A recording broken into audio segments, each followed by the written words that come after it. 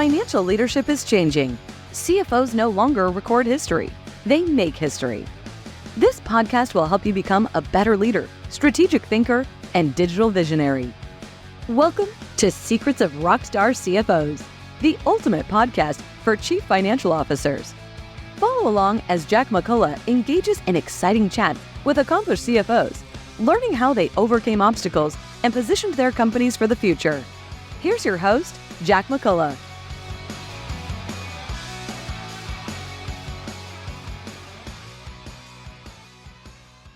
Welcome back, everybody. We have a great episode today, so I am just going to get right into it.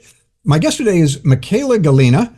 She's the former CFO of Wave, which is a Toronto-based fintech, and she recently embarked on a career as a fractional CFO. She advises companies in that role across a wide range of sizes, industries, and life cycles. Michaella, welcome to the Secrets of Rockstar CFOs. Thanks so much for having me, Jack. I'm thrilled to be here. No, as am I, and it took us a while to put this together, but I'm glad we were finally able to do it. But I think a lot of our listeners probably are somewhat aware about being a fractional CFO, but maybe you could give like a little bit of a 10,000-foot overview of what your role as a fractional CFO is like. Absolutely. So a fractional CFO is typically a seasoned financial leader who steps into companies at kind of critical junctions when businesses need help making smarter financial decisions. So it can sometimes be a few hours a week, a few days a month, or even just on a specific project. And that fractional model is really beneficial because it gives companies access to seasoned executives without the overhead of that full-time person. So most of the companies that I work with are kind of at that in-between stage. They might be a growth startup that's scaling rapidly, or they might be a mid-sized business that needs to raise capital, or they're just at an inflection point where they need some strategic oversight with, combined with the expertise of someone who's had, varied experiences in finance. That's great. And I used to do fractional CFO work. I wish I'd known you then. I could have had you write some of my marketing material for me. Absolutely. Yeah. So no, it's great. Going forward. Yeah, there you go. But so your model, it sounds like you typically don't work full time for a given client. You might bring your expertise to smaller companies, and maybe you have more than one client at a given moment. That's correct. And so I normally work for a couple at a time.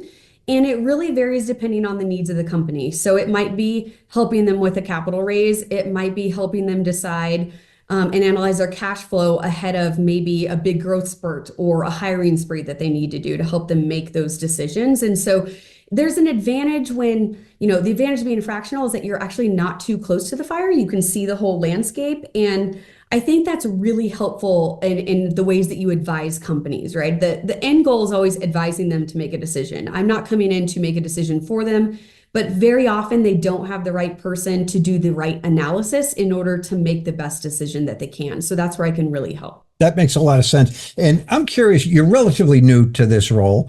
And what's something that maybe surprised you or you think people don't really understand about being a fractional CFO? I think that's a great question. I think the biggest thing is that people think you're going to come in and tell them what to do.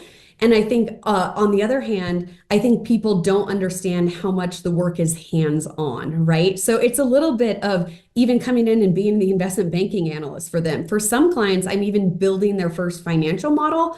For other clients, I'm helping them with their pitch deck to make sure their messaging matches what investors want to hear versus what they might think because they're so entrenched in whatever product they have that they're growing. And so I think those are really the two main differences that I think most people don't understand. I'm not here to tell you what to do. I'm going to advise you. I'm going to do the work and give you the analysis to make the best decision for you. And very often I'll make recommendations, but at the end of the day, they will choose to do what's best for the company, and I'll support them in making those decisions. And again, number two is really rolling up your sleeves. It's very much a get in the weeds type of job. It's not a hands-off position.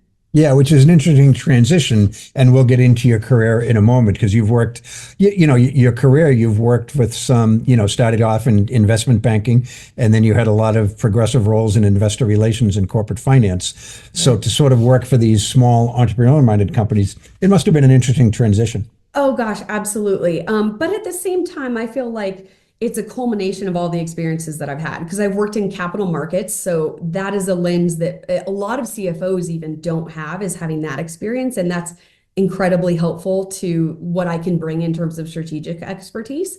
Because I think at the root of it, really what you're doing as a CFO is you're driving value of the company. And I think if you really truly don't understand what drives value, and by the way, don't have a team that understands what value creation really means for your company, I think you can be very, just reporting the news and very historical looking versus being proactive. And I think that's so important in terms of the role of the CFO. So the capital markets experience was incredible, has been throughout my career very helpful to bring that perspective to a finance organization. And, in my corporate roles, I've worked in everything from investor relations to working on a venture fund to running FP&A to running corporate development. And having the expertise of a wide breadth of functions in a finance organization also helps me when I come into a company to advise them from not only different perspectives, but what different roles should be thinking about that they might not have or do already. And it really provided a wide breadth of knowledge that I think is so important, because I think the historical and traditional CFOs, if you look in years past, are very often people who have been kind of in the finance organization their entire careers. And having, I think, a different direction of thought or a variety of thought is becoming even more important for today's CFOs. No, you're right. And it's interesting because when I first became a CFO, and it was a while ago, we all kind of had the same resume. I'm from the Boston area, and there are a lot of, it's not Silicon Valley, but it's like a light version of Silicon Valley. So there are a lot of early stage companies, and, all of them had a CFO, a couple of years in after they raised capital. And, I don't know how they differentiated us. We all sort of, all of us started out in a national CPA firm, accounting manager, controller, to our first CFO job. And it was remarkable. And that was just the path to becoming a CFO. And now you and a lot of people of your generation, you're just kind of breaking that mold and doing it it's no longer non-traditional, but to me, it's kind of non-traditional. That's exactly right. And I think that's an important point when people think about their careers. I would say a diversity of experiences is better. And like you said, in the past, maybe that wasn't viewed as the right track for a CFO, but I think now companies are realizing that diversity of thought is actually more helpful as this function evolves. No, that makes sense. So I definitely want to return to that, but a little bit about your own personal story. So where did you grow up, Michaella? I grew up in a really small town in southern Colorado. I had a very idyllic childhood. I, did 4-H. We had about 4,000 people in our community when I was growing up. And it, in so many ways, was so wonderful to have a childhood like that, where I had a horse in the backyard. I rode it to track practice, and that doesn't exist for a lot of people, but really gave me an amazing foundation. And also at the same time, made me want a whole lot more of understanding how the world works and having more opportunities than what we had. But it was a wonderful way to grow up. Yeah, it sure sounds like. And I do have to ask, are you related to the other Michaella Gallina in Colorado? Is there another Michaella Gallina in Colorado? Yeah, There can't be. Yeah, apparently she's going to be the master of the universe one day, because I Googled you, and she came up, and she won some awards. She graduated high school with like a 3.98. She was the best student athlete, and all the citizenship awards. But I'm looking at the picture. I'm like, geez, Michaella might be a little. She seems really smart. She might be a little young to be on my podcast. But yeah, there are two of you highly accomplished Michaella Gallinas in Colorado. So. But so you went to college. What did you study at college?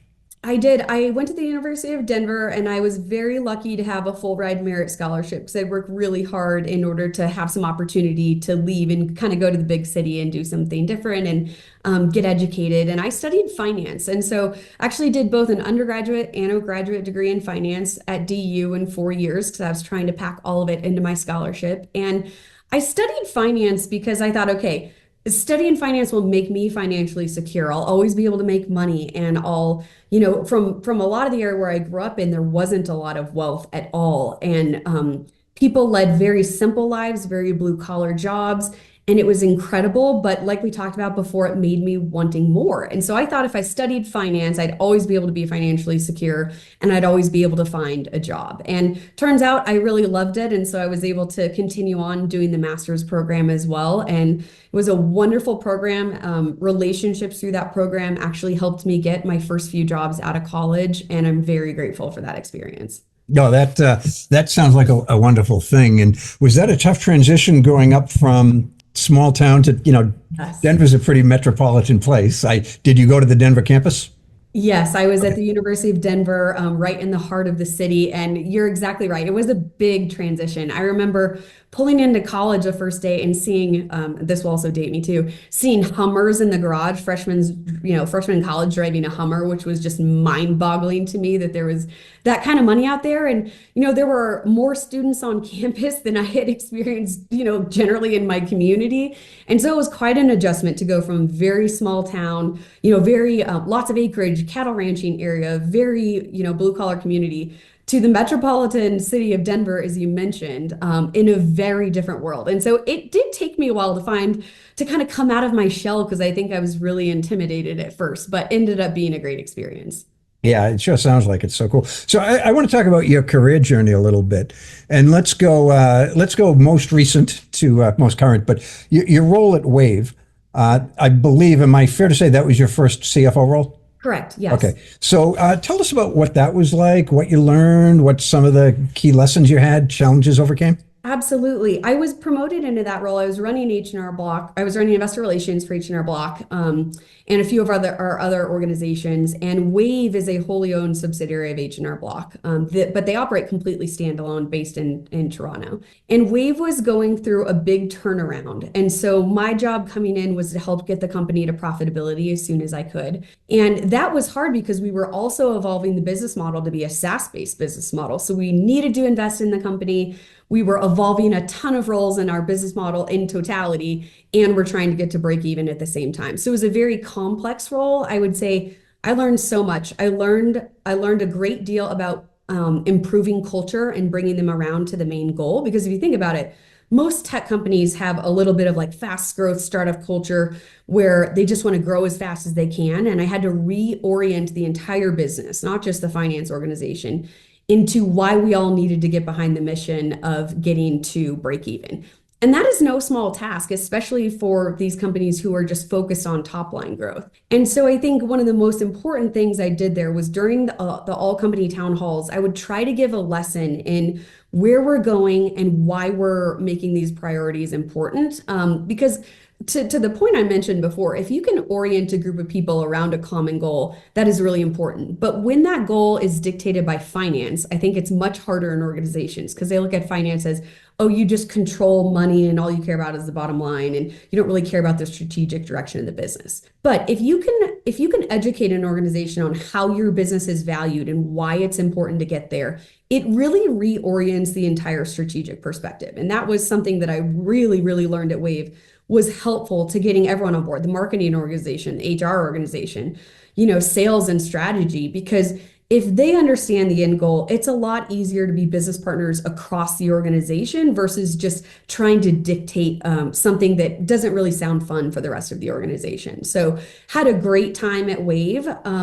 But after a culmination of 15 years of working across different organizations, we might talk about this a little later, I decided it was time to bet on myself after having that experience, which is why I became a fractional. Yeah, I definitely want to get into that decision because it's a tough thing to do, right? I guess for any entrepreneur, right? Leave a company where you love it, you're making an impact, you're growing, you're learning, probably you're making pretty good money doing it to bet on yourself. So I definitely want to explore that a little bit. But let's talk about some of your early corporate roles. And I found them intriguing, because again, as we referenced earlier, you spent more time in investor relations than a lot of CFOs that I've spoken to in the day.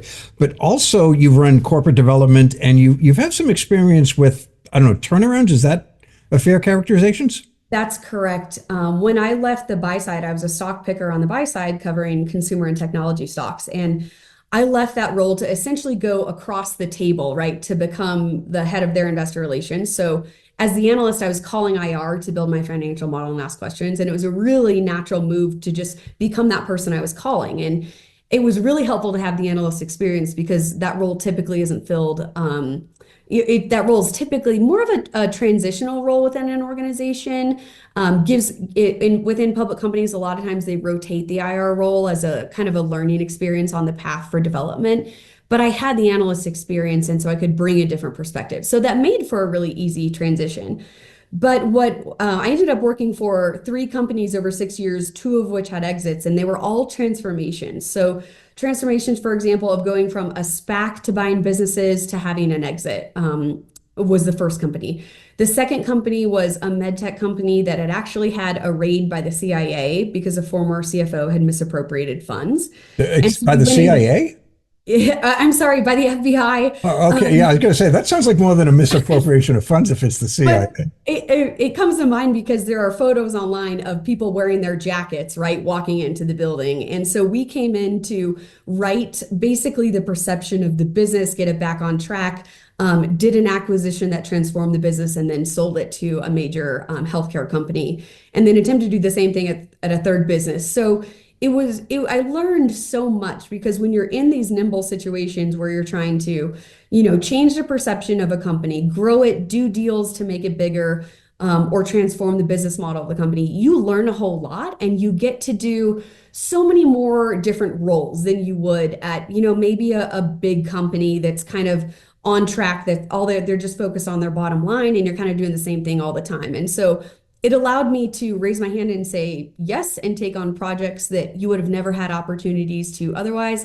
And again, it taught me what really drove value and how do you actually make an organization drive value versus just, continue to do what they're doing, even with a growth mindset. So those were fantastic experiences. By the way, they were a grind, trying to complete what we were doing in a tall task, but resulted in really incredible learning experiences that I encourage everyone to seek out, because if you can go through a business transformation, I guarantee you will learn 10 times more than if you're in one seat doing one role through one life cycle of a company. Yeah, that sounds like you've had some remarkable experiences, to say the least. Very much so. I've been incredibly grateful. Now, I will also say those experiences are not, peanut butter and jelly rolls where you sit in your seat and you work 9 to 5. They require a much greater level of engagement and willing to roll up your sleeves and hours worked. So it does come with that caveat, but it was absolutely worth it. Yeah, well, unlike me, you were able to keep your hair. I think the reason I went bald prematurely is CFO's jobs generally are a little bit stressful, but that Very sounds much. like that was, on steroids. So yeah, Yes. that's the reason I was prematurely bald. That and probably genetics. So, but no, that's Very, great. And so you're very wise then. yeah, there you go. Yeah. So before the corporate roles, you did start off in banking types of firms. And I'm curious, it seems like that was a great fit for your skill set and your passions. But what did you learn from those that really helped make you the successful CFO that you would eventually become? Honestly, I think those roles were absolutely foundational, and I would not have the strategic leadership that I have today without them. So I started my career in investment banking, and we were a generalist middle market firm. So I worked on deals across financial institutions to manufacturing companies to med tech companies. And not only did that role give me a skill set that is critically valuable to a CFO today, such as financial modeling, but again, back to understanding value. The investment banking role teaches you basically how the market values a company and what drives value. And there are so many different elements of that, but it gave me a landscape of all the different ways that value can be seen and rewarded in the marketplace. And I think that's so important when you're setting a strategy or a vision. You are not just setting the financial targets and road mapping what the financials are going to look like, but the CFO needs to be a strategic thought leader in ensuring that the roadmap of the company is going to drive value ultimately. And I think without the investment banking experience, I wouldn't have learned the very deep financial analysis that requires, and I wouldn't have the same bigger picture view that I'm able to have now. That sounds good. So I'm going to take a little bit of a break. Go for it. You've had a great run in your career. And, one thing I always like to explore, because every CFO that I've interviewed has had them, and often multiple ones. Who are some of the critical mentors that you've had along the way? And they can be formal or informal, because one thing I've learned, not everybody even knows that they serve as a mentor to people. That's right. That's exactly right. I think this is such an important topic. I think when I was younger, I did not understand the importance of mentors as great as I do today. And it's something that you need to be so cognizant of. Going back to the earliest of times, I would say, even growing up, my dad was a mentor to me, and he was a college tennis coach. And so he raised us with the mindset of, you want the ball when the game is on the line. And he always pushed us to do greater. And that was very formative for me growing up. So I don't want to even lose like how important early on having mentors and the right people helping you along the way, even if you don't even realize it at the time. Just being around good people is the importance of being around good people is everything. And I say that because my mentors today, the way I would describe them are good people. My first boss ever in investment banking, he not only, had this amazing track record, but he was a good human and he emulated who I wanted to be both in and out of a boardroom, right? One of my other longest time mentors, he was a man who started a prize for volunteering that I received in middle school. And having the validation then of doing some things that were good for the world is critically important and drove who I am today to have that validation when you're really young. And by the way, he had a very similar career path that I've had. And so he was so instrumental in helping me along the way. By the way, he's one of the most instrumental people in my life today in making these decisions because he not only been there, done that, but he validated what I was doing was right, at least from a human perspective. And again, emulated the type of person I wanted to be in all ways. He's just, someone that you're like, gosh, I want to be that person, not because they're the CEO of this company and they have a big title, but because their quiet leadership in all areas of their life is how I want it to be. And it's not a popular opinion to talk about today, this whole work-life balance decision for people, but I do think that, as much as a CFO is now becoming this very holistic role within an organization, I think that includes who we are as a person and what we want to do with our life. And so finding mentors who can help guide us all along the way in all aspects of our life is just absolutely important.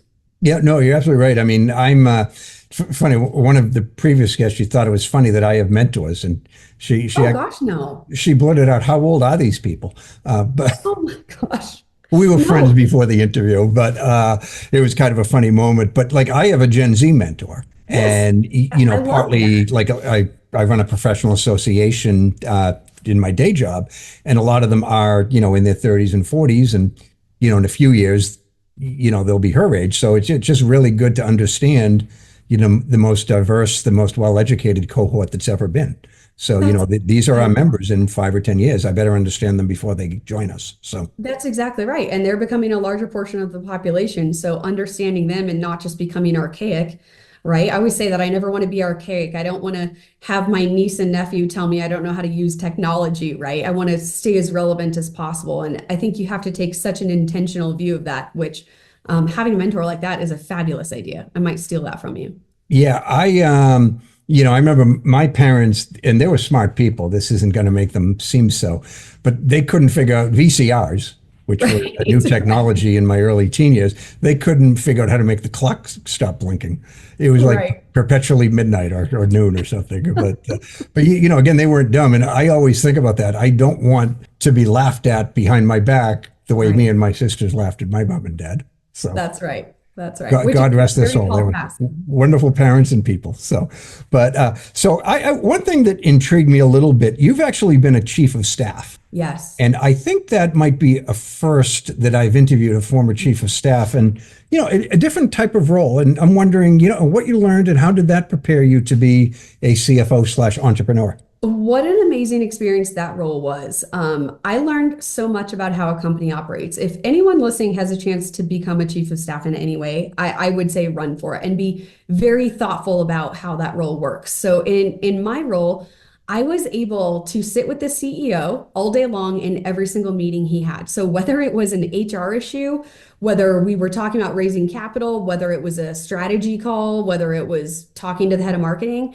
I was in the room for every single call. And then I was the point person for, okay, we need to fix this, we need to do this, jump on a plane tomorrow and deal with whatever came up. That was my role. And what a blessing to get to have a role like that at a young age, because I think most of the time as you go through in whatever role that you have, you're really siloed into a small group of people, organization, and role, and you're really hyper focused on that. But being in the chief of staff seat made me realize a number of things. It made me realize that so much of running a company is managing people. And to be candid, that was something that I really did not realize before. I thought, oh, the CEO makes all the big decisions. No, the right CEO empowers his people, develops them, and they advise him, much like I do in my role today with other companies.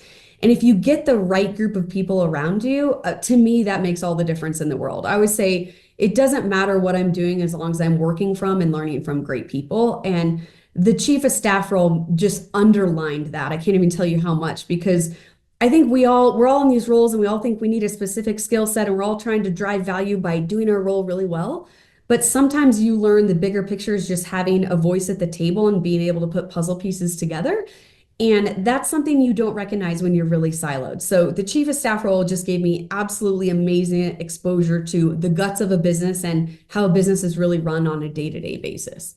No, that sounds like a wonderful experience. So I want to go back to it because we touched upon it earlier, but it's definitely worth exploring. Great career, great challenges. You work some really interesting companies, but you did decide to make that, bite the bullet and bet on yourself, to use your own words.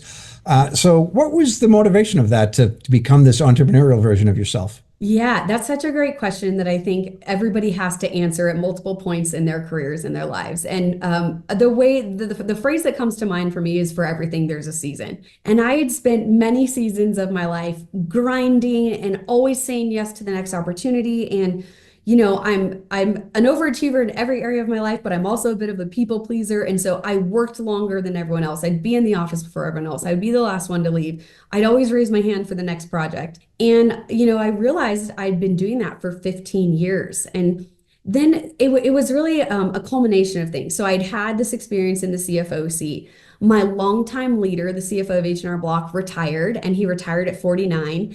And he was one of the best leaders I had ever worked for. And so it really just all came full circle. And I just had this moment where I was like, you know what? He did what everyone wants to do. I've had a lot of amazing experiences. It's time to bet on myself, and it's time to give me a little bit more flexibility in my life because I'd been grinding for so long. And so for some, I think for everyone who knew me, they were like, this is the least Michaella thing we've ever seen you do, and we love it. And it was, I think, just a result of understanding I've had a lot of amazing experiences, being prepared to bet on myself, and wanting to really, really drive value. I think, being a fractional CFO, my job is to make a big difference at the companies that I'm going into who don't otherwise have these skill sets. And I, at least for myself, I derive a lot of my personal value out of how much value I'm providing in my work and in my day-to-day life. And so it really was kind of a full circle moment where I just realized this is the season of my life to go out and do things on my own.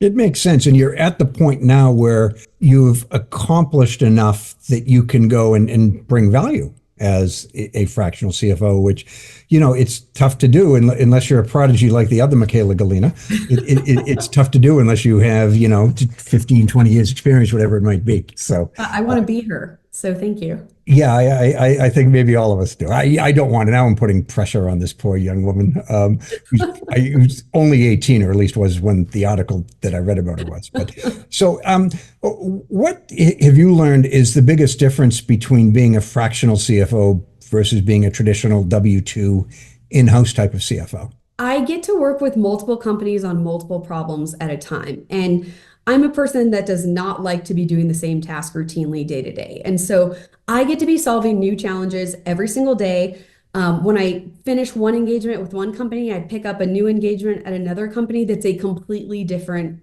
problem to be solved. And I really love the ambiguity of that, because then it's like, okay, go figure out the tools, make a toolbox. And there is no one trick pony to getting to any of these decisions. And so I love the creativity. I love that it draws on all my past experiences.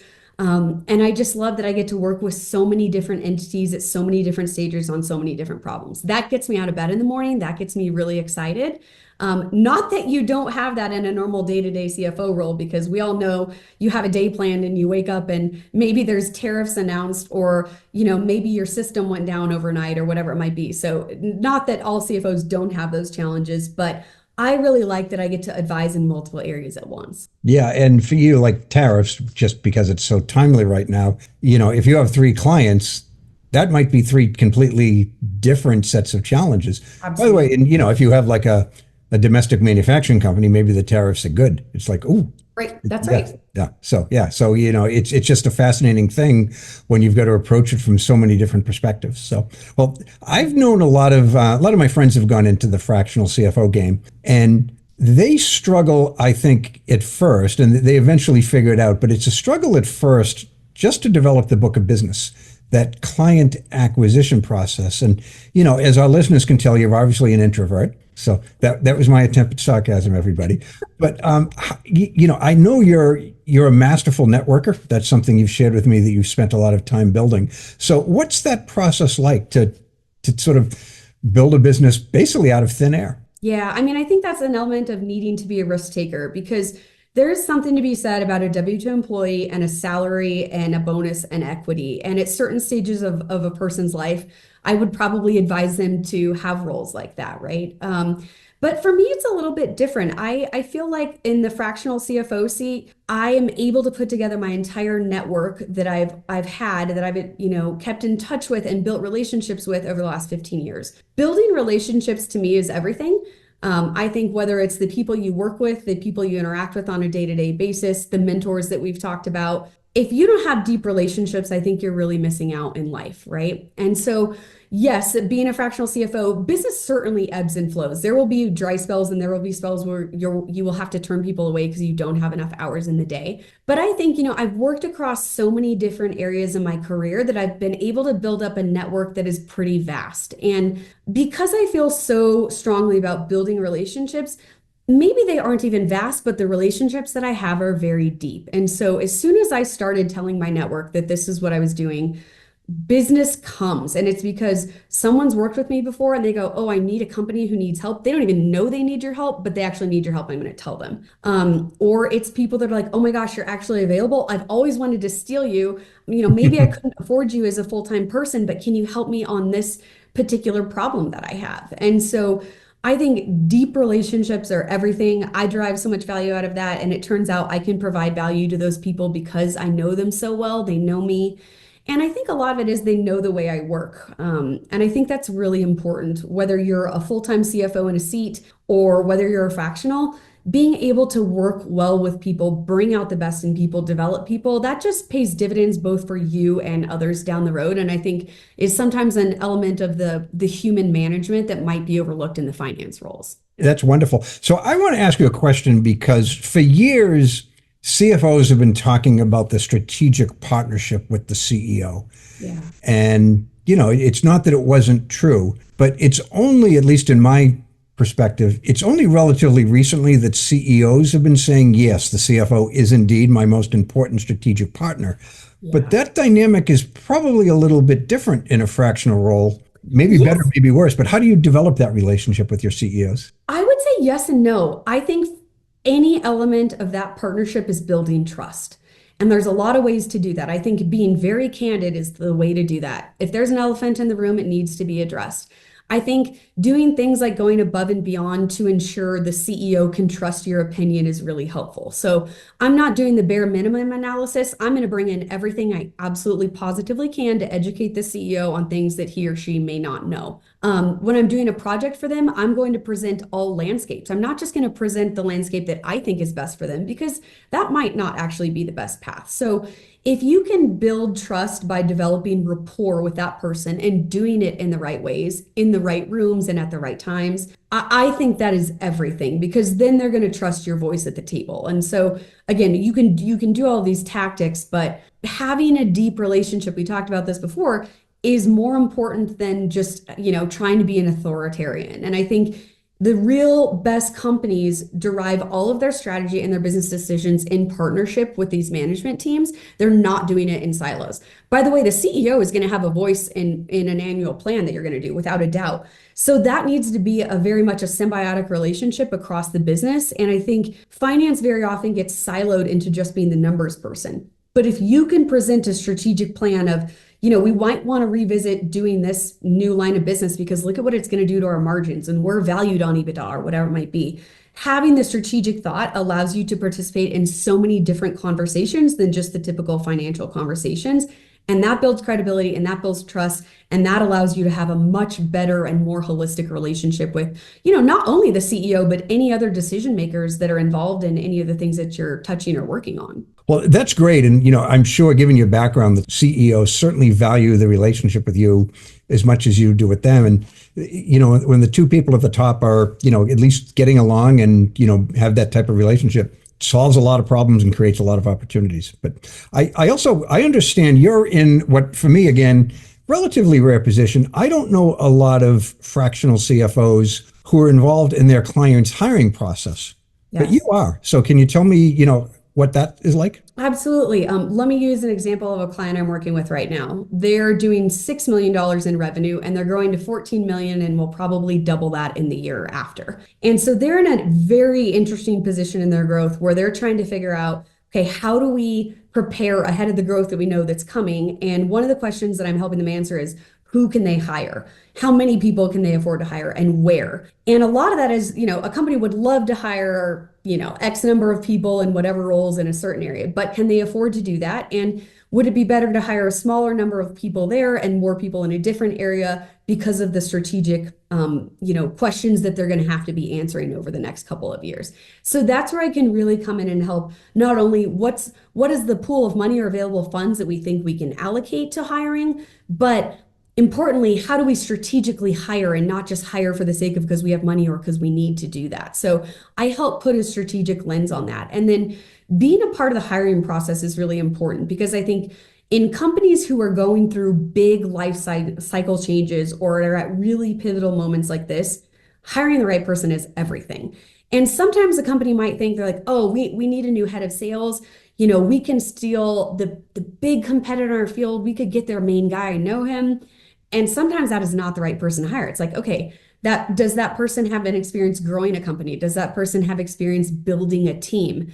Are they going to be happy in a smaller environment compared to the perks that they're used to having at bigger companies? And so I can really be a trusted partner to the CEO and answer that entire breadth of questions when they would otherwise normally be on their own trying to make their own decision. And so again, it's not me making the decision, but it's being a strategic thought partner in the entire process, because I really think if you hire the right people and you empower them, that's the secret sauce to any business. If you hire the wrong person, it's going to be incredibly expensive and incredibly disruptive to the culture. Now that, of course, is going to happen from time to time. But if you can have a thought partner in making these really big decisions at very pivotal moments in these companies' life cycles, you can add a ton of value. Yeah, well, one bad hire, depending upon how bad and what role, that could have a cataclysmic effect on certain companies, right? Particularly, if you're looking at a 40, 50 person company, perhaps even smaller for some of your clients, if someone somehow gets through that process, it's like, oh gosh, what were we thinking? Absolutely. And I've seen it have even bigger and more detrimental effects in bigger businesses because it affects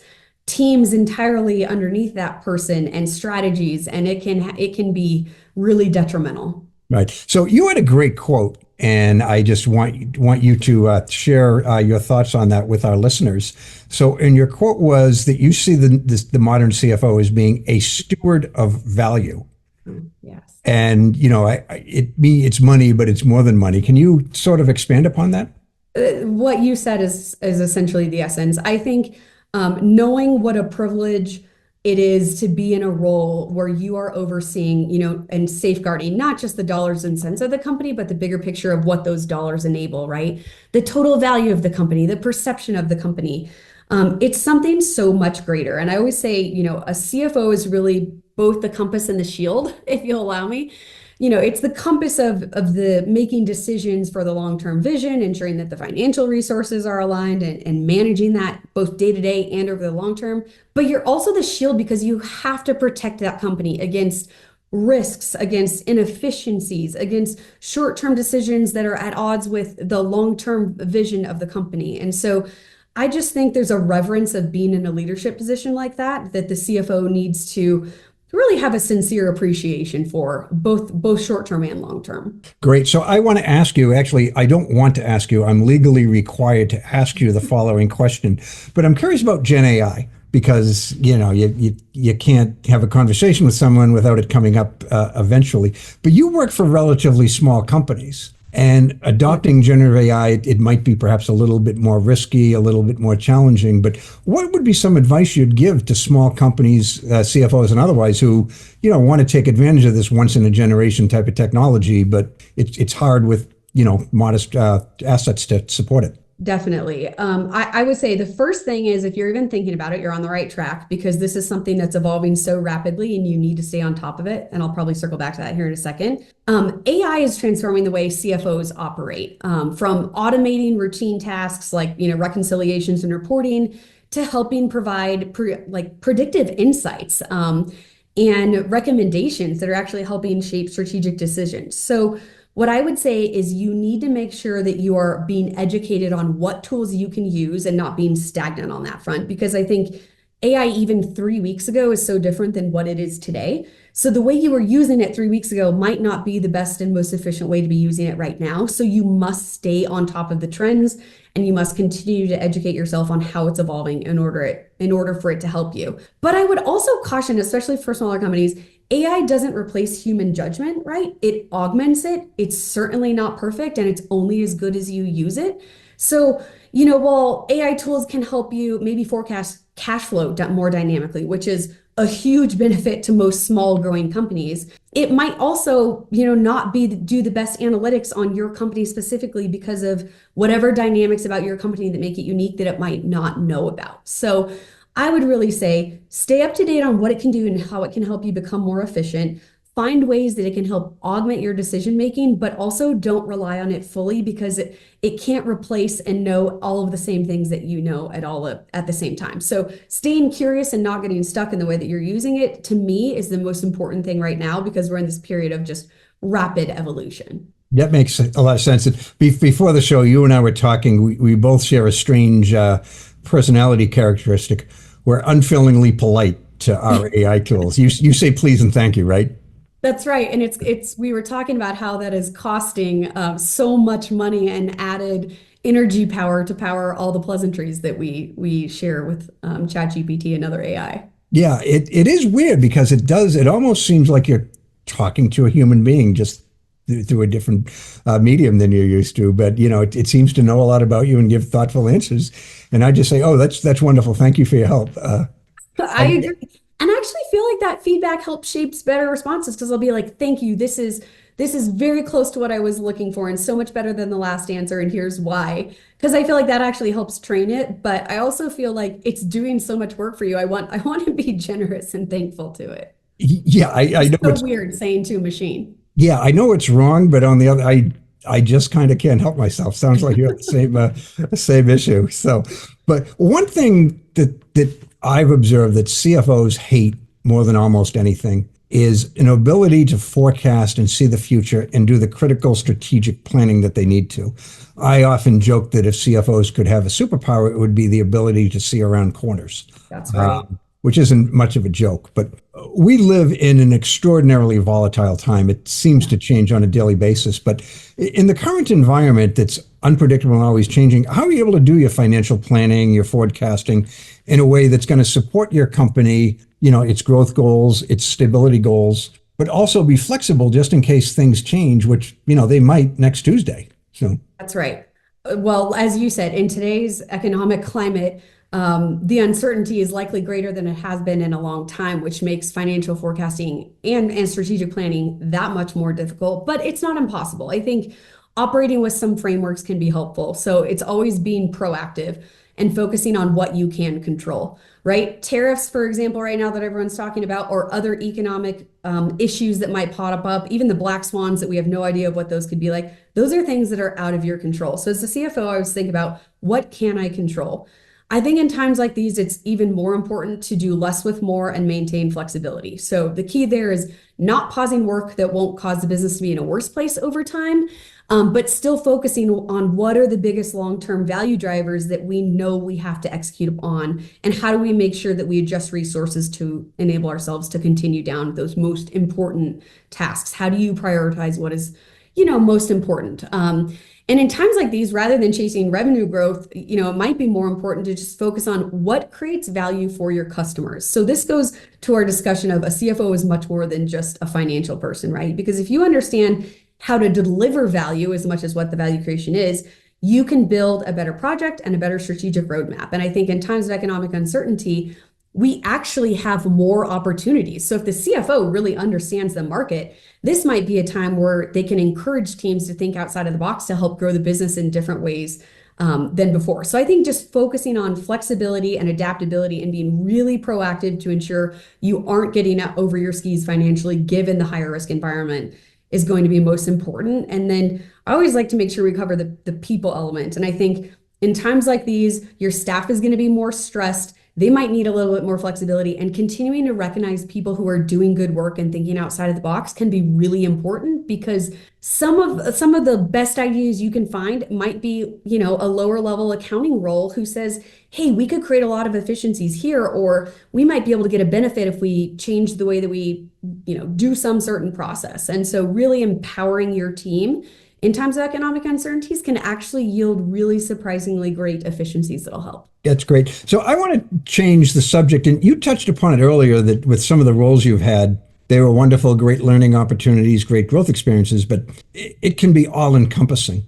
Yeah. So how do you sort of manage that work-life balance? Are there any tricks you've picked up over the years? I can tell you I haven't done a great job of it. And when you think about for everything, there's a season, my advice to the younger generation would be say yes to everything you can while you can. There are going to be periods and times of your life where you can't. So picking up the opportunities that come organically are usually the best development opportunities. So say yes when you can. Take an interest in what you're doing. I always say, if your job is to produce a spreadsheet for your manager, put yourself in the manager's shoes. They're getting the spreadsheet and they're making a decision off of it. Can you offer insights or advice or some scenario modeling? How can you go above and beyond to answer that need? Those are the things that are going to help you get further ahead. And that doesn't necessarily mean working more hours all the time. But I think if you understand your priorities as a person and what's important to you, you can help shape that. And so finding ways to become more efficient in your job is one. Being very candid and developing a great relationship with your manager is another, for times when you might need to step back and have more time. And, talking about mentors, I love that this topic has come up so much. Using mentors to help you guide your career decisions can be very helpful in the topic of this work-life balance discussion, because again, if you find someone that you want to emulate, they can often give you really good insight into how to manage all the different areas of your life. Because I think, CFOs in particular are high achievers, but high achievers are generally not high achievers in one area, right? They want to be high achievers in all areas of their life, which probably means a hobby outside of work, their personal life outside of work. But I find if you empower people as a leader, as a manager, as the CFO, to authentically do their job in ways that you reward their productivity versus the number of hours they're in the seat, for example, and really cherish who they are as a human, they're going to be more loyal to you, they're going to do better work for you, and they're going to be able to manage their life without you micromanaging the hours that they work. And all in all, that's better for everyone involved, and you build stronger teams that way. It's fantastic advice. And you mentioned hobbies. And most of the people who are going to be hearing this, they're listening to the podcast, although it's on YouTube too.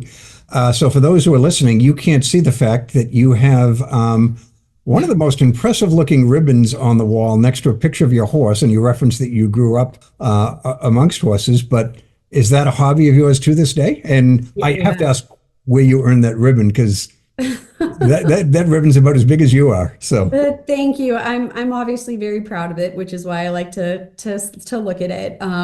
But yes, I ride show jumping horses. I've ridden horses since I was 5 years old, and I always say that having a really serious hobby outside of work makes me better, because it gives me skill sets that I leverage in the workforce that I could have never developed in the workforce. And, I've competed at the top level of my sport, which requires discipline. It requires grit. I do a sport where I'm in tandem with an animal. And so it is extremely humbling. And, as many ribbons as I have here in the background, I have hit the dirt at big competitions, right? And it teaches you always get back on the horse, and it teaches you how to be a better leader while controlling your emotions, because horses are so emotional. So I think it's incredibly important to have those lessons that you learn outside of the office, because I think it makes you a much better leader inside the office rather than operating always in a very small, narrow scope of corporate leadership or being a CFO. So I think it's really important to get out there and explore other opportunities to learn and grow. Well, I think, and that's wonderful. I think perhaps that CFO humility gene is forcing you to understate it. You're not like a casual horse rider. You're a national champion. Is that correct? That's correct. Yeah. I'm a little bit of a has-been, but I still do it to the full ability that I can these days. Yeah, you're a has-been. I'm a never was. In fact, it was an early joke. That's The not true. first several, it's athletically, but the first several guests, I was like, I'm just by dumb chance or something. I'm picking everybody that I interview is a better athlete, more accomplished athlete than I was, and I'm guessing that somehow sports in youth leads to people having flourishing careers as executives. There's just So too many of them. important. So. I actually just saw a stat the other day that a big company survey had done, and it said that over 79% of female executives had played sports growing up. And I think, it brings in everything that we just talked about, dedication and grit and leadership, and importantly, how to work as a team. Because, as we talk about even being as CFOs being involved in the hiring process, it's so important to have team players who understand this is about the greater good. I think there is no coincidence in that figure. Yeah, that's interesting that the 79% of women, I didn't want to say it, but in particular, I have noticed almost all of the women I've interviewed played sports at a high level, like Lauren St. Clair, who until recently was the CFO of NerdWallet. Right. She played Division I basketball at Stanford. Right. That's a pretty competitive program, and a bunch of others Very. too. So yeah, that's fascinating. I also know one thing: you love to travel, and in fact, you relatively took a trip with your mom, which I think is wonderful. Oh, thank you. Thank you. So We've done a lot of travel together. We just had a blast. I think you're bringing that up, Jack, because I have some amazing pictures of being in Patagonia recently. And this is one of the reasons why I went to doing fractional work, is because I can work remotely from wherever I am, wherever has Wi-Fi. And so I can still provide value to my clients, and I can still take 2-week vacations. I mean, I'd never taken a week off in my entire career prior to making this transition. So it enables me to get to do all the things that I love. And my mom and I have traveled all over the world together. We have such a great time. And Patagonia, to our conversation about, doing things outside of work that make you better. If I could give a piece of advice to any CFO who's been grinding, it's take the trip, because sometimes getting out of the weeds of the problems that you're working on in the day-to-day allows you to suddenly think more clearly. And half the time I come back and I'm like, oh, I figured out a new angle to do this, or why hadn't I thought about that before? And it's because you get so stuck in the weeds of the day-to-day that it's really hard to pluck yourself out of that. And travel is a great way that kind of rewires your brain and allows you to think more creatively. Versus kind of the routine of having meeting after meeting on our calendars. So I highly encourage travel for my teams and employees just as much as for yourself. Well, Michaella, you may know I like to always end the podcast. The final question is, what's your advice for the next generation of CFOs? But you've given a lot of it, including just then. But is there anything, if you were to sort of focus on one particular thing that you'd hope that the next generation could pick up from this podcast, what it might be? Yeah, thanks, Jack. I certainly do not have it all figured out. Let me just make sure I insert that disclaimer first. But I think for me, it's staying true to your values and saying yes to opportunities that you might not have thought about before, because those organic opportunities tend to be the ones that are a little off the beaten path. And I think our conversation is coming full circle, because you talked about, how the CFO seat used to be a very narrow one-way road, right, to get to that seat. And now companies are really rewarding a diversity of experiences to help shape, bigger strategic thinking, since the role has become more holistic within the company. So I think if you say yes to organic opportunities where you'll be able to learn something new, that's only going to be more important in your toolkit going forward. Yeah, I think that's wonderful advice. And I know you've got a lot going on, so I want to thank you for your time here today. I think this was a wonderful episode, and people are going to learn a lot about the CFO role and about your background as well. But I'd just like to give you the final word. Thank you, Jack. I have loved being here today. Thank you so much for sharing my experience. I would just say my experience is only one of several million out there, so take it with a grain of salt. But I've loved our conversation today. Thank you. Thank you for listening to this episode. To continue your exploration of this role that focuses on strategy, leadership, finance, and technology, listen to more episodes of the show at rockstarcfos.com. Join this revolution, episode by episode. Push yourself to achieve great things and unlock the best opportunities available to you. CFOs are creating a legacy, and it's time for you to leave your own unique imprint on the world today. That's all for now. See you on the next one.